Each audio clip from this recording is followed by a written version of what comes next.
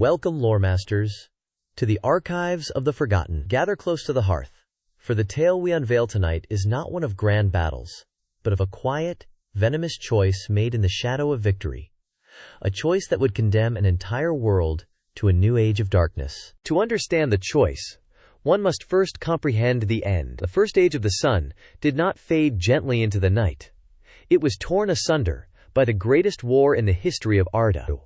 The War of Wrath was a cataclysm, a reckoning brought by the Valar, the powers of the West, to finally unseat the first and greatest Dark Lord, Morgoth Bauglir. For decades the earth groaned, and the skies wept fire, as the host of Valinor waged its final, desperate war against the legions of Angband. This was not a war of mortals alone. This was the unchained might of the West. At their head marched Eonwe, the herald of Manwë, mightiest of the Maiar in arms. His trumpet was a sound of doom for the servants of darkness. The sheer power on display was a thing of terror and awe, a force that could reshape continents. And indeed, it did.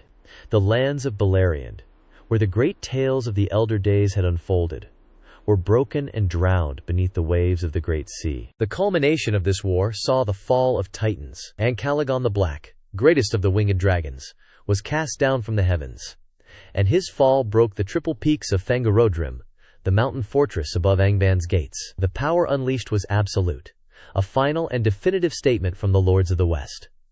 There would be no more compromise, no more patience with the shadow. And what of the master of it all? Morgoth, once the mightiest of all the Ainur, was dragged from the lowest pits of his fortress.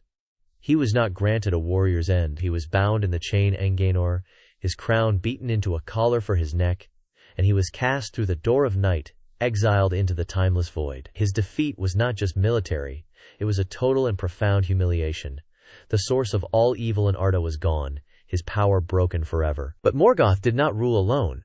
He had lieutenants, captains, and servants of immense power. Chief among them, his most trusted and most terrible servant, was the Maya, known as Sauron. While his master faced final judgment, Sauron was not present for the last stand in Angband. He had witnessed the coming of the host of the West.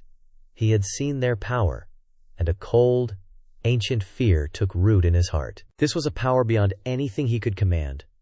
Sauron was a being of order and craft, a master of deception and sorcery. But the raw, elemental fury of the Valar was something else entirely. It was the power of creation turned to wrathful destruction. He saw the mightiest Balrogs slain, the strongest fortresses crumbled to dust, and the greatest of dragons fall from the sky. He saw his master, the being he had worshipped as a god, utterly vanquished. In the aftermath of the war, a great quiet fell upon Middle-earth. The fires were quenched, the armies of darkness were scattered and leaderless, and the host of the West began the long, sorrowful task of healing the broken lands. Sauron, hidden in the shadows, felt the power vacuumed. His master was gone. The entire structure of command he had known for millennia had evaporated overnight. For the first time, he was truly alone. The evil that Morgoth had bred did not simply vanish. It scattered, like embers from a dying fire, seeking refuge in the dark places of the world. They were a plague without a head, a sword without a hand to wield it. And Sauron, the greatest of them all, was now the most powerful remnant of that old evil left in Middle-earth. But power meant little in the face of the victors. Eonwe, acting with the authority of Manwë, the king of the Valar, issued a pardon to all who had served Morgoth. He commanded all the scattered servants of darkness to come forth, to abandon their evil ways, and to submit to the judgment of the Valar, that they might be cleansed and return, if possible, to the light. It was an offer of mercy, but it was also a summons, a final command to end the conflict for good. Hearing this call, Sauron was filled with a conflict of emotions. His fear of the Valar's might was immense. He knew he could not fight them, not now, not ever alone. And so, he made a calculated decision. He put away his dark sorceries, he sheathed his malice, and he once again took on the fair and beautiful form that he could wear at will. In this guise, he approached Eonwe, the commander of his foes. He abased himself before the herald of Manwë.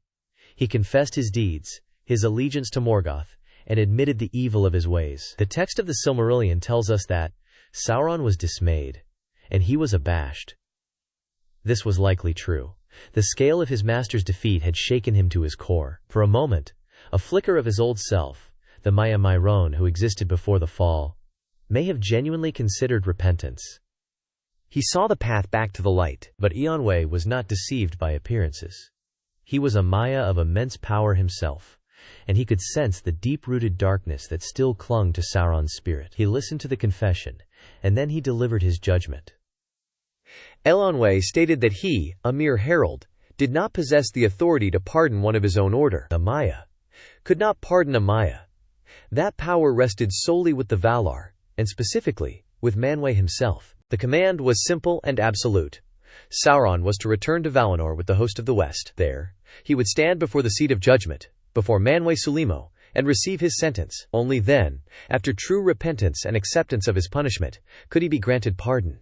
This was the only path offered: submission, judgment, humiliation. And it was in this moment that the fate of Middle-earth for the next 7,000 years was sealed. Sauron listened to the command, and the flicker of true repentance was extinguished by a raging fire of pride.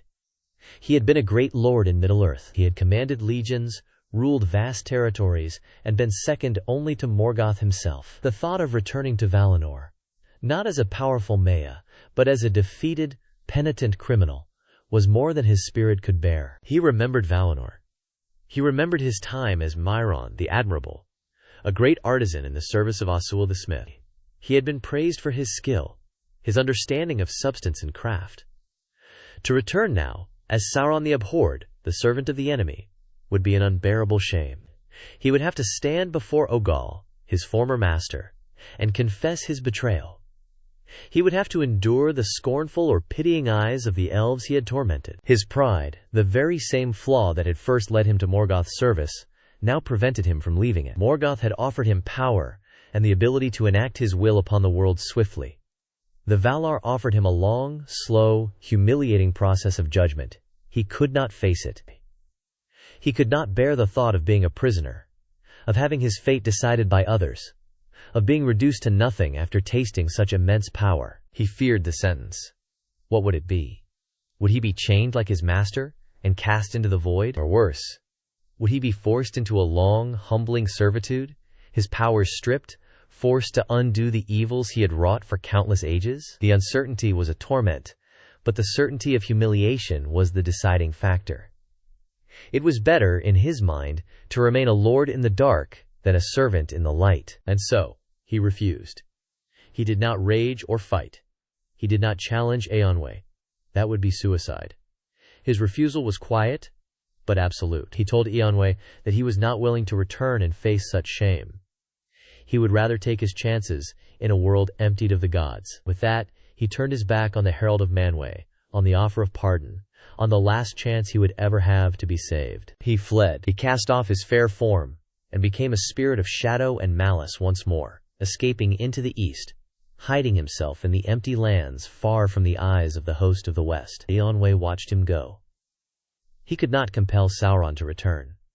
The Valar would not force repentance. It had to be freely given. Sauron had made his choice. The great host of the west completed its task. The elves who had heeded the call returned with them across the sea to the undying lands. Eonwë and the Maiar followed, leaving Middle-earth to the races of men and the elves who chose to remain. They believed the world was cleansed. They had removed the great cancer, Morgoth. They did not realize that in their haste, they had allowed a deadly metastasis to escape. For a long time, Sauron lay hidden. He nursed his pride and his fear. The awe he felt for the Valar's power slowly, over centuries, curdled into a bitter resentment. He saw them as tyrants who had abandoned the world, leaving it to lesser beings. He saw a world in disarray, a world that needed order. His order. The seed of a new idea took root. Morgoth had sought only to mar and to destroy, to dominate through brute force and utter chaos. Sauron's ambition was different. He desired control, order, a world where all things worked in perfect, efficient harmony under his single, unifying will. He would not be a new Morgoth. He would be a new kind of Dark Lord, a lord of the earth, a god-king to the lesser races. His refusal to accept pardon was not merely an act of defiance. It was the foundational act of the Second Age. It was the moment the new Dark Lord was truly born. All the suffering that would follow, The forging of the Rings of Power, the deception of the elves, the downfall of Numenor, the last alliance, and the War of the Ring itself. All of it stemmed from this single, prideful choice made amidst the ruins of the old world. He had been offered a path to redemption, a chance to be Sauron again. But he chose to remain Sauron. He rejected forgiveness in favor of freedom.